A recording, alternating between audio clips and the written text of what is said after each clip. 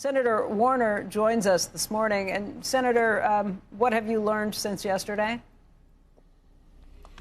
Well, I've learned that so far, we're getting stonewalled by both Tulsi Gabbard, the director of national intelligence, and to a lesser degree, John Radcliffe, the CIA director. These guys can't have it both ways. If this call was, to use Trump's words, totally perfect, and there was nothing inappropriate about it, put out the tape, put out the E-line. But I think that's so patently false. Let me give you two examples. One, just the notion that you got a vice president disagreeing with a national security advisor about an imminent strike in Ukraine. That knowledge alone, our adversaries would give an arm and a leg for in terms of human intelligence. But if it includes what I believe it will show, detailed military strike plans that if they could have gotten to the enemy, could have fallen in harm's way, and frankly, redirected the Yemeni Houthi forces so that they could have actually taken down American assets, that's inexcusable. As I said, if you were a military officer or a CIA case officer and you were so sloppy that you communicated on a non-secure channel and then you didn't even check who was on the line, your ass would be fired. And this is not a first time from this administration. Remember, 2 weeks in, they revealed 200 CIA agents and went, oops, well, those folks, they can't be deployed in the field anymore. And there's not a day that goes by that Elon Musk and his Doge boys don't either stupidly or carelessly release a piece of classified information or private information about Americans. At some point, this level of incompetence, somebody has to be responsible.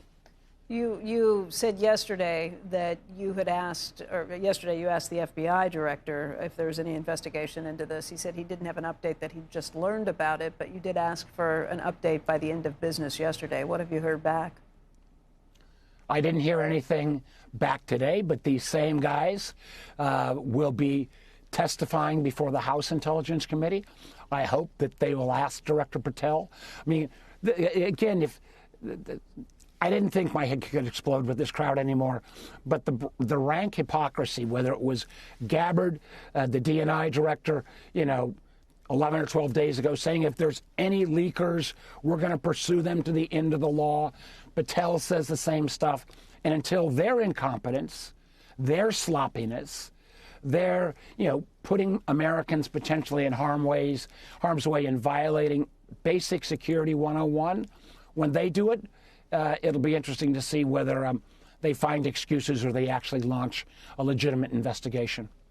Senator, I think the NSA warned about Signal like a month ago, not to use it for things like this, although it was on a lot of people's phones when they got there. Then it's also pointed out that Steve Witkoff was over in Moscow, and he apparently was on the chat, which probably means that the Russians knew exactly what was going on. It's not that secure. All that, we have problems. We have problems, but Senator, we have problems with all those things. But here's I just have to ask you this, and it's kind of an aside.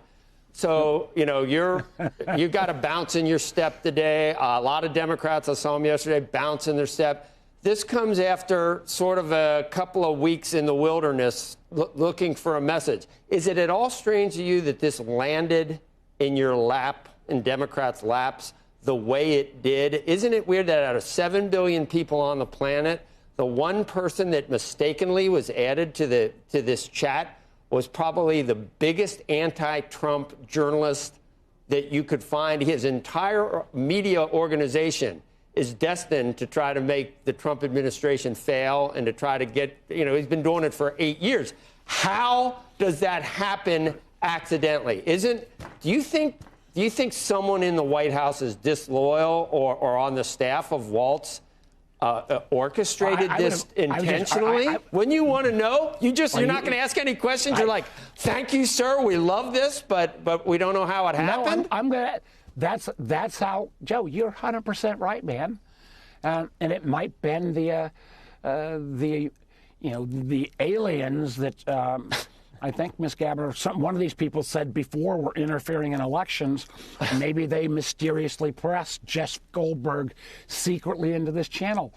If you believe that, well, there's a whole lot of folks online that I know you're going to commune with. I think somebody screwed up. I think it's more than screw up, Senator. Senator, screw up is where... People didn't say they screwed up. Yeah. People didn't say, gosh, we screwed up. That was the hypocrisy of what was yesterday. Look, no problem here, nothing official. I almost expected one of them to say, well, this was a perfectly beautiful call, the same way Trump's okay, Senator, Zelensky. Did you demand Lloyd Austin? Did you demand Lloyd Austin? Yeah, but did you demand Lloyd Austin's resignation when he was out of pocket for 2 weeks and didn't tell anyone in the White House till 4 days afterwards that he was not in charge as Secretary of Defense? I called that out as inappropriate behavior. I called you didn't out demand a resignation. One of the first folks. This will probably blow over, Senator. That push. Well, I know you hope that, but if no, I don't. Why would I? I don't care. I was just say, Joe, we've got this. If this was a one-off, if this was, oh my gosh, we're rookies. We didn't understand how you add people to a chat line. But this is a history and tradition or a pattern of sloppiness. 2 weeks in, this is before Radcliffe got to the CIA, they released inadvertently 200 names of CIA officers so their identities were discovered. It cost $200,000 to put a CIA agent through security clearance and training. That's sloppiness. Or how many days have you guys reported on Musk getting into, whether it is, somebody's personal files or this information or that? And again, there's just no focus on Security 101. Senator, I guess the bigger lesson coming out of this is the idea that these conversations were taking place on Signal. The government has come out since and say this shouldn't be happening. What will happen in the future in terms of making sure that you can have these conversations in a safe way? We know from administration to administration, people say it's onerous, you can't get it all in the same place. How do we fix this? How do we make sure that we do have... Good.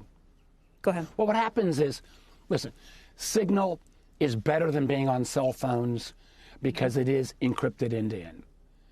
But the agency and others are very clear that says, you want to use that to call your wife or some casual, nothing classified.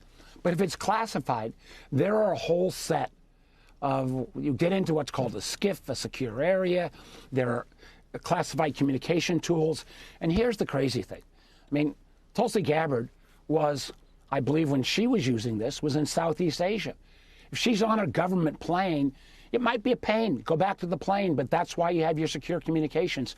And Mr. Witkoff, I don't know the guy, but anybody that takes any device to Moscow with the efforts the Russians have to penetrate, they don't have to have physical control of your device to drop in malware. That's a violation of Security 101. But I believe sometimes, Joe, these guys feel like the rules don't apply to them. And this is going to come back and bite us. This does not make America more secure. You live and you learn, Senator. Valuable information to the bad guys. You live and you learn. All over Twitter, everyone wants me to yell at you about using Signal back in 2018 to talk to that oligarch to try to get some dirt from the Steele dossier. And you don't use it anymore, but you did back then.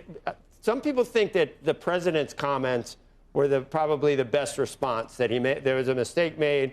He's a good guy. Hopefully he learns from it. Do you think in the end do you think it's going to blow over? Joe, can I ask you? Yeah. Well, we'll see. We'll see what happens when they say there's nothing there. And if the text comes out and there is packaging and target information from the DOD delivered on this channel, it's one of the reasons why I think Secretary Hegseth should step down for the good of the administration. And again, I think there is a little richness of what you said in the fact that if you go back, way back in the old days as well, and oh my gosh, Hillary Clinton was using the wrong email, or Joe Biden's incompetent. Come on, guys. if you don't think this is a case of incompetence and a pattern after a variety of other kind of sloppy use of classified information, then you've not been following the last 60-plus days that I've been following.